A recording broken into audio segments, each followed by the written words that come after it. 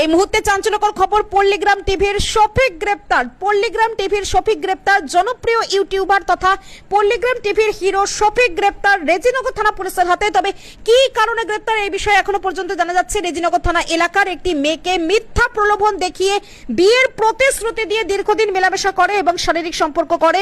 পরবর্তীতে ইউনিটি তার বাড়ির লোকজনকে জানালে তার পরিবারের লোকজন তার সঙ্গে যোগাযোগ করতে চাইলে শফিক কোনো রকমের যোগাযোগ করেনি।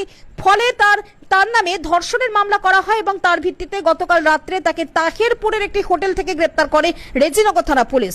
এই বিষয়ে কি বলছেন ওই নাবালিকার বাবা শোনাবো কলকাতা সংবাদ টিভির পর্দায়। কে ওই শফিক কি কারণে আসতো? এমনি আসে আস্তে আস্তে বলতে বললো তোমাকে আমি বিয়ে করবো।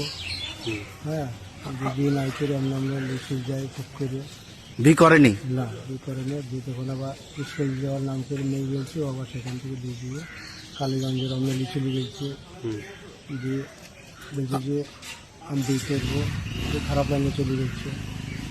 সেগুলো আমাদের বাচ্চা বললো বিয়ের প্রতিশ্রুতি দিয়ে মানে শারীরিক সম্পর্ক করেছিল। হ্যাঁ করেছে, যে ওইটা আমাদের বাড়ির মেয়ে ছিল যে তোমার বাপকে ডাকো, আমার বাপ আসো, যে বাড়িতে এসে দিল, পুলিশকে খবর দিল, পুলিশ চলে আসলো, একটা মীমাংসা করলো। হ্যাঁ, মীমাংসা করে দিলে আর চললো না।